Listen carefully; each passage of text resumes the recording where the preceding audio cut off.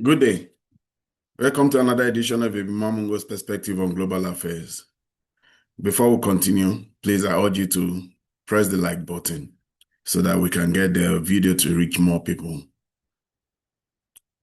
And if you're new to my channel, please subscribe. Anyway, today I want to start with another question. The question has to do with Ukraine, and it has to do specifically with the president of Ukraine. If you are President Zelenskyy, and in the face of the assault going on by the Russians at this point in the war,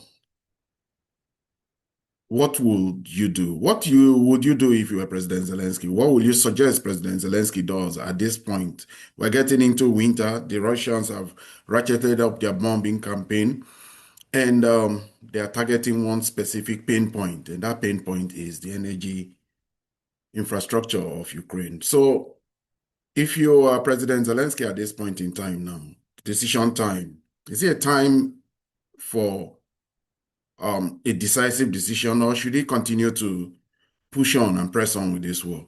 I'd like to know your thoughts on it, because we're at that point now where you kind of get the sense that we are at a tipping point. That proverbial straw that broke the camel's back. We're getting into winter, and winter in that region is quite brutal. Sometimes I don't know what it does get to in Ukraine, but it does get to -40 in some parts of Siberia, and that region generally is cold. The winter is not looking like it's going to be a good one for the Ukrainians, because the Russians stepped up their campaign or bombing with their suites of hypersonic cruise missiles and ballistic missiles, as well as drones. Lots of drones. And they carried out a very devastating attack again, as they've been doing in recent times. And this time they were very, very particular about the energy infrastructure.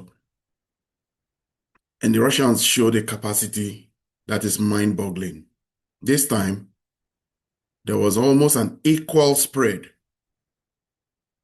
of this destructive weaponry all across Ukraine. I have a visual of some of the distribution of the attack on Ukraine. It was a bloody one. And this attack involved quite a lot of weapon systems. 25 KH-101 cruise missiles launched from 7 Tu-70 95 MS strategic bombers, 7 Iskander-M missiles, 5 Iskander-M ballistic missiles, 3 Iskander-M ballistic missiles launched from different points. They were launched from all over. 6 caliber cruise missiles were launched from Admiral Makarov. That is the frigate in the Black Sea. It was a brutal one. And in fact, the suites of weaponry used there is captured by AMK mapping, who says Kinjals were used, KH-101 were used, Iskander-M was used, caliber missiles cruise missiles were used, Iskander K, KH-59 and 69, ONSK, KH-31P, KH-22, and Zekon. I must say that this is the first time I'm even hearing about some of these weapon systems. So the weapon systems were used extensively. That is not also adding to the fact that some of the missiles that were used were the vast array of Giran drones that were used all across different parts. And it was mainly energy facilities of the Ukrainians that were attacked. It prompted President Zelenskyy to put out a tweet where he himself said, in many of our regions, emergency and rescue operations are ongoing following the nighttime Russian attack, a complex combined strike. The enemy employed over 650 drones and more than 50 missiles of various types, including ballistic and aero-ballistic ones. Many were shot down, but unfortunately, there were hits. I can tell you this, the percentage of Ukrainian successes in shooting down missiles is almost near zero. Ordinary residential buildings in Zaporizhia have been damaged with the destruction of dormitory. Dozens of people were known to have been injured, as a result of the strike, including 5 children. Unfortunately, 2 people have died. My condolences to their families and friends. President Zelensky is at a very tough decision-making point in his this thing, and he continues to talk to partners. One thing I can tell you though about these partners is that you get the sense that they are beginning to move away from the war. They have domestic problems. These partners include Keir Starmer, Macron, and Merz. It also includes all the presidents and prime ministers of the Baltic states who continue to stream and try to give moral support to the Ukrainians. They don't lack it. They have a continuation of support of visitors coming into Kyiv to see President Zelensky. Today, even the Slovenians were part of that delegation. The Lithuanians have been there. It's a continuous stream. But what President Zelensky needs more seems to be much more than that. He also, in another tweet again, he tended to tell us what he will be needing, and it's gas. Yes, he needs gas. Gas, because as this energy infrastructure is being attacked, it seems like he'll be needing it. A few hours ago, there was a strike on the Sloviansk thermal plant, a strike with Russian bombs. Sadly, 2 people were killed. My condolences. They are also wounded. This outright terror, normal people don't wage war like this.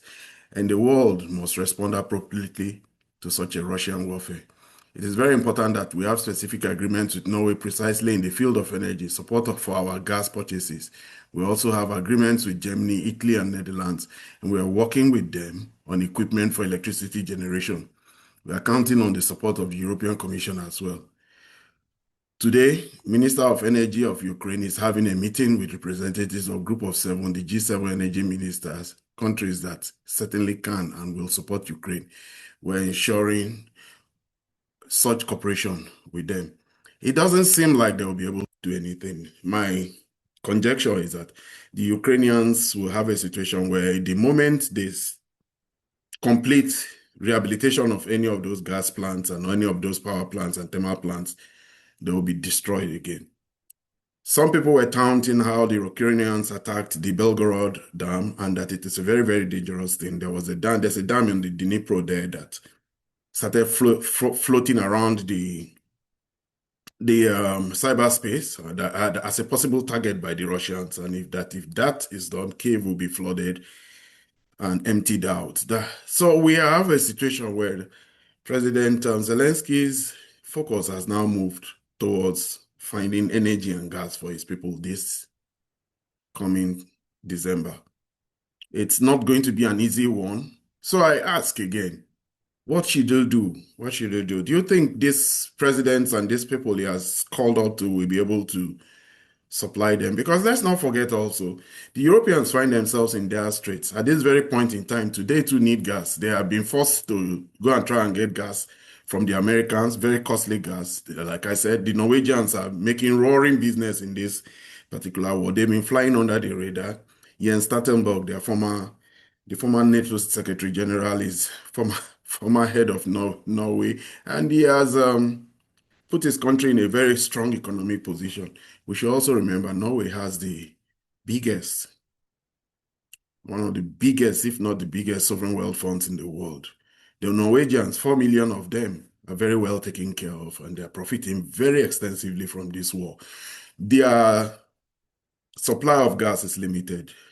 Germany wants it. Britain has some, but they won't mind more. Most of the Northern European countries that are not as blessed in hydrocarbon assets also want it. Sweden.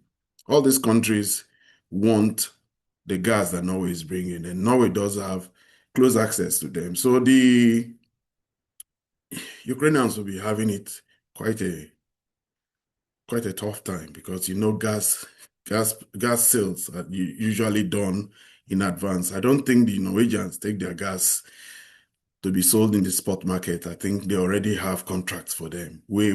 Contracts for gas is usually very long and all. So it's going to be a very tough one. And no, despite everything, the talk has gone from being a military armament, give us arms, give us guns, give us weapons to now help us in our infrastructure. It's going to be a very cold one. And the Russians are doing what the Russians always do. The Russians, tend to do this. They did it to Napoleon. He brought 500, 600,000 troops. He left with 40,000. They did it to the Germans. Hitler brought 3 million people. I don't know how many of them survived, but ultimately they were crushed, chased, and ended up in Berlin. So we have seen the Russians do this repeatedly. This time around, they are bringing some kind of slow burning pain. But on the military field now, we are hearing about how President Putin is very ready to um, tell the military to open up access to the encircled soldiers in Kupiansk and Pokrovsk. He has already said it. He said, yeah. And the Ministry of Defense today actually brought out a notice that the Ministry of Defense of Russia Federation has received an order from the Supreme Commander of the Federal Russian Federation to ensure the unhindered passage of foreign journalists, including Ukrainians, when they contact the command of the armed forces of Ukraine to visit areas of blockage and Ukrainian troops in Kramatorsk, Dmitrov, and Kupiansk. That's the Russian way of calling Pokrovsk. Anyway, the Ukrainians, an official of Ukraine said that it won't be good if any journalist goes through your Russian occupied Ukraine to go and fulfill this assignment. That, as far as they're concerned, that's Ukrainian territory. And they said it's not a good idea. They're not accede to it, and they will bomb any journalist who wants to go and confirm. But like some commentators have said, it will put a big lie and it will tell the world what really is happening in that neighborhood, because we know the propaganda machine in the West here has completely continued to support the Ukrainians, put out the narrative out there that the Ukrainians are winning the war. That is, it's a very interesting thing when some people are saying one thing and another group of people are telling us that white is black and black is white. But there's narrative out there, and there's quite a lot of people in the West who believe that the Ukrainians are winning the war. They look to some statistics and say that because whatever Russia is winning now is what they lost in the 2023 offensive of the Ukrainians. So it is not anything new. I think it was December 2022 that the Ukrainians pulled such a very spectacular counteroffensive, and then they won quite a lot of territories in Kyiv, in Sumy, in Zaporozhye. They won quite a lot of territories, and now those territories are being slowly clawed back by the Russians, and that's why, in percentage terms, it's only 1% that the Russians have won as far as the Macron is concerned, as far as Merz is concerned, as far as Kaja Kallas is concerned, as far as the whole polity of the EU is concerned. But it's much more than that. It's much more than that. The Russians had an agenda: destroy Ukrainian weaponry, destroy their military, and they used the tactics that many commentators believe is an attritional tactics that has degraded the ability of the Ukrainians to continue to fight this war. 10,000 soldiers will be quite a lot on them, and they are really in a bad place. These are all part of the decisions that Zelenskyy is being forced to make. What we gather from when you watch the YouTube channels that show this war in very graphic detail is that you tend to see the Ukrainians trying to build a counter-offensive against the Russians in the Pokrovsk area. It seems like what the Russians always do. Classic feint. They will let the Ukrainians come in and they will destroy them. One of their stated aims is to destroy the Ukrainian army, make it a non-effective fighting force. They did that in Kursk. They practically lured the Ukrainians into Kursk, and the moment they went into Kursk, they intensified their campaign in Pokrovsk. It has been a long campaign, though, which must admit, And it does the Russians no favor that it took this long, but the war has changed. We have seen how drones have become the weapon of significance in this war. It has taken some time for the Russians to not only master the use of the drones, to become clearly the dominant party in the deployment of these drones in the war front. So now they have, beyond the fact that they have more manpower, they are now effectively applying their competence in the use of all strands of drones, the loitering drones, the FVP drones, the reconnaissance drones, all of them. It's a whole comprehensive suite that they're using now. Anyway, we keep hearing about how the Russian economy is faltering, but today their central bank head, Elvira Nobielina, said they're in good state. We know the Russian economy grew by 4% last year, and it's still in growth. They had to do something to slow down the inflation that they got, and they were very draconian. They were very intense, because in situations like this, where you have almost 2% unemployment, very low unemployment, everybody is part of this war effort, and while at the same time trying to feed the expanding and burgeoning civilian economy out there, in the midst of a very serious limitations of demography, you tend to see that it's very important that they control the possibility that inflation may rise. I'm not an economist. I don't know the complete details of how those things work, but she has reassured that despite the doomsday scenarios being painted by reporters in the West, the Russian economy is doing quite relatively well. Well, in the sphere of geopolitics now, what was the most significant thing that happened today? While we look to the war in Ukraine, one very significant reality has shown itself in the past 2 or 3 months. First, President Trump was very effusive when he was trying to put together the Gaza peace plan, and it anchored very heavily on the support of Turkey, Erdogan.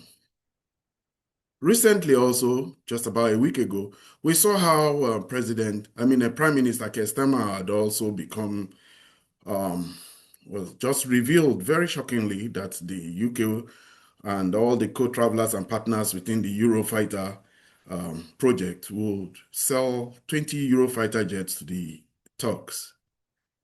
The Turks had not had a good time with the Europeans for a while now, not since Angela Merkel and the Syrian crisis, and because the Turks have always had a campaign against the PKK and the Kurds and the methods they applied was considered to be anti-human rights methods.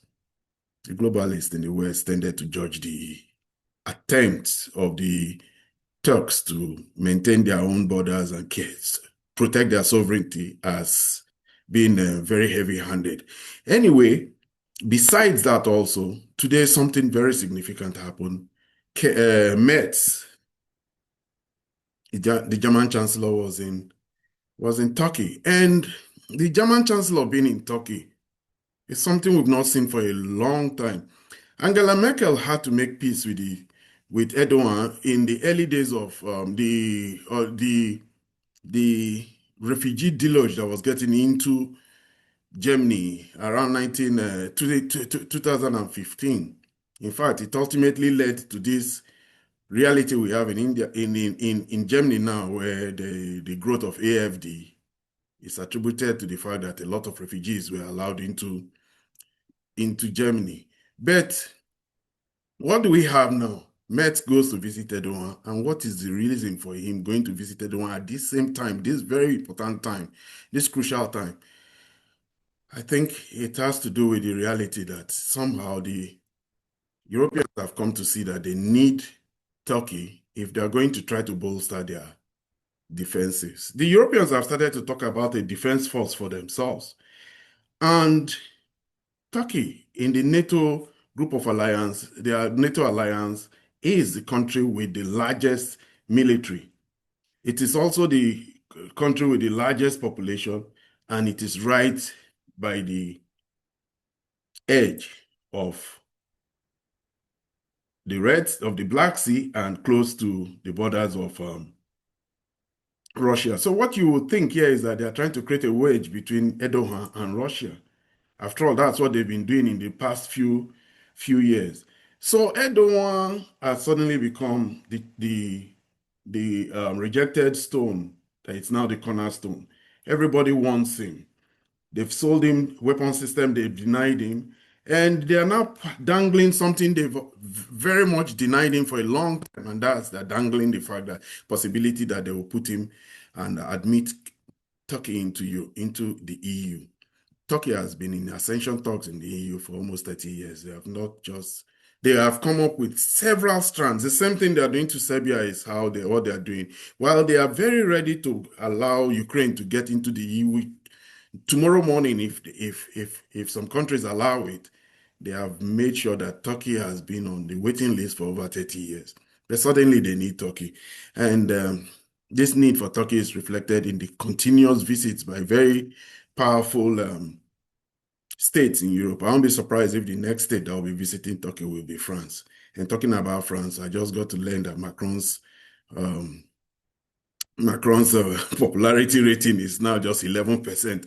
But let's continue with our talk about Turkey. Turkey, we should remember, is the inheritor of the Ottoman Empire. They have a big sense of history, and Turkey was the victim of the machinations of the British and the French, divided and divvied up territories in the Middle East. All these countries we see now in the Middle East, Syria, Iraq, Lebanon, Saudi Arabia, were all parts of the Ottoman Empire as recently as 1917. And now that they are in growth, Germany and Turkey particularly have had a very long relationship. After the war, Germany was destroyed and Germany needed manpower to rebuild. A lot of Turks were invited to Germany. The same thing that happened with the Jamaicans and the Caribbeans that ended up in London and England after the war because of manpower. The same thing too also happened with the Turks. The Turks went into Germany to help shortage in manpower, but over time, third generation, 3 generations later, they are now considered a very integral part of the German society. But many do feel that they are second-class citizens in that relationship. There are almost 3 million Turks in Germany, we should remember. The largest Turkish community in the world outside of Turkey is in Germany. They have a very extensive, long relationship, but over time, this relationship just goes not too strong, but German companies use Turkey they have an economic union, I think, with the EU, and then they use Turkey as a place for cheap labor. The same thing that happens with China and American companies is the same thing that German companies sometimes do with Turkey. So they have quite a lot of investment in Turkey. But anyway, this is now a much more serious geopolitical move on the part of the EU because it's a comprehensive plan. The Germans had to agree before the Eurofighter was sold to Turkey. And even in the midst of it, today, while they were meeting, Israel came up. And the Germans, suffering from the guilt of their actions in the World War, complete and total supporters of Israel, made some assertions that Erdogan pushed back against. Anyway, in the midst of all of this, we see that Erdogan is holding his fort. He's building great relationship for Turkey. Turkey is very important now. They're important to Russia, and they play this sovereignty card very well. And this is the thing I keep talking about, the multipolar world.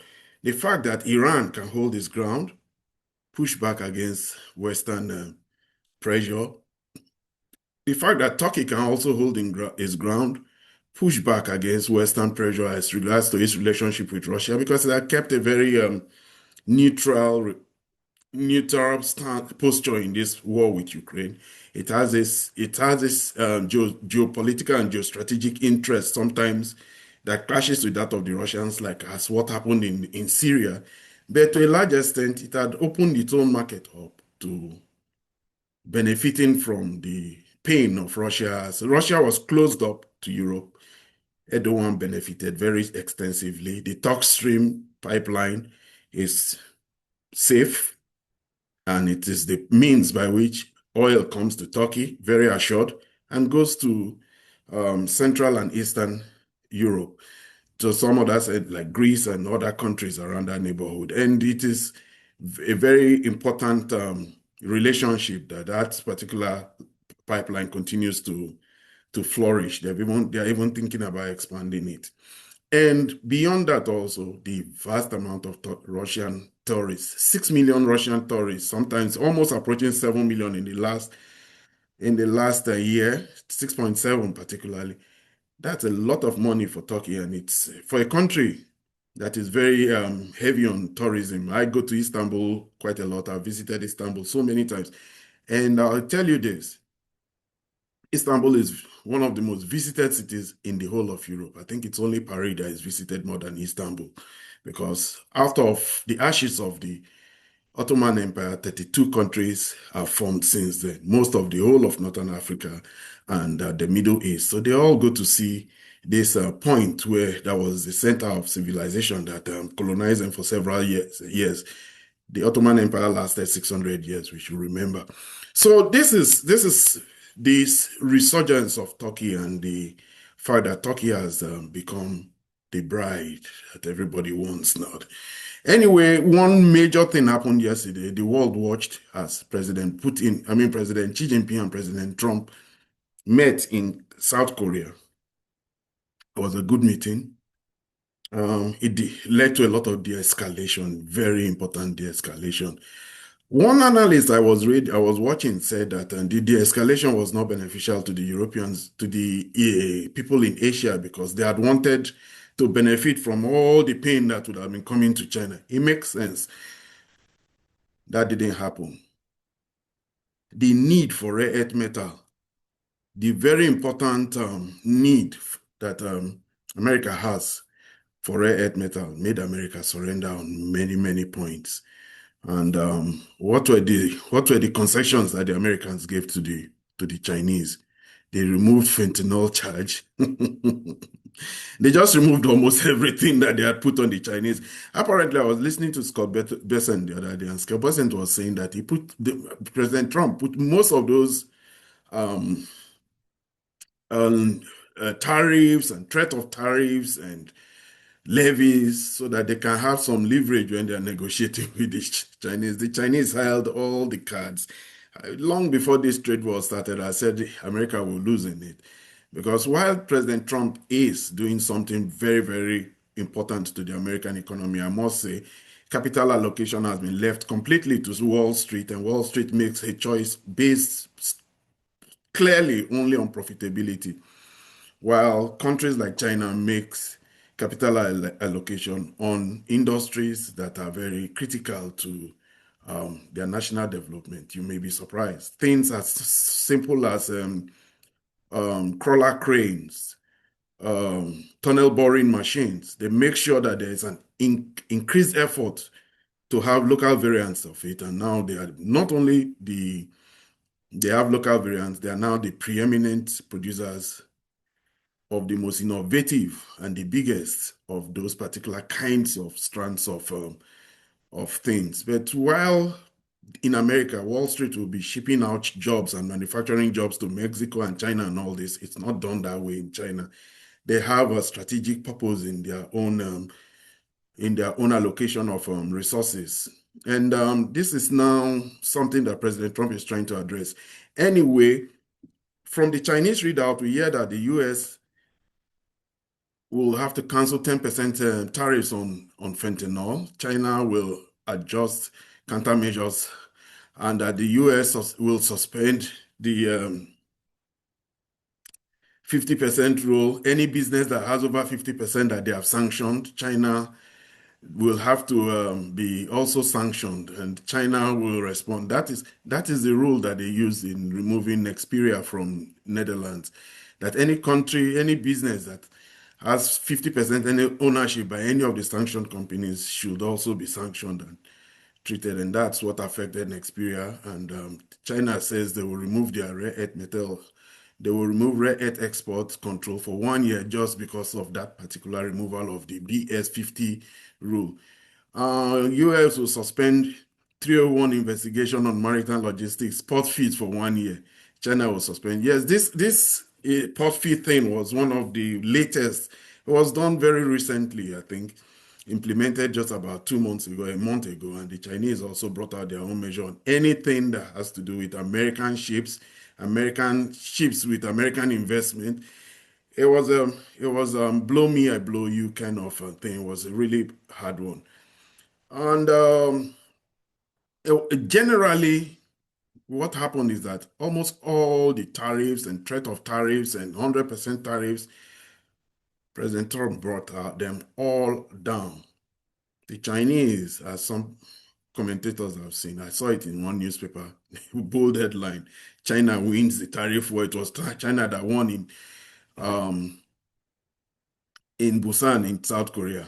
Anyway, Trump will not like to see that kind of headline, but the truth is this, Trump just really doesn't have any leverage. And while America still needs these rare earth metals for their military industrial complex, for their automotive industry, it's just important that they make peace with the Chinese.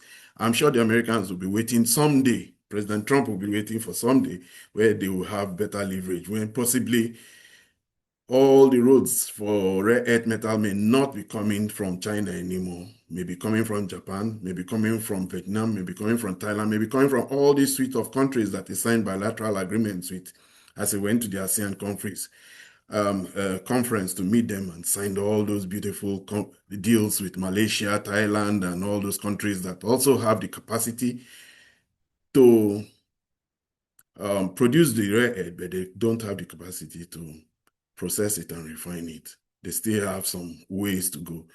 But he has started that process. Maybe when they now start producing whatever their own little production is, and America can have some resilience and some robust resilience, or have more suppliers of rare earth other than China, then he may spring another surprise on China.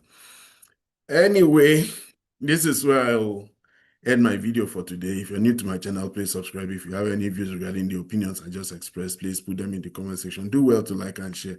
Like and share so that we can get the video to be seen by more people and spread the message of Ibinwa Mungo's perspective on global affairs. Until my next video, you have a good day.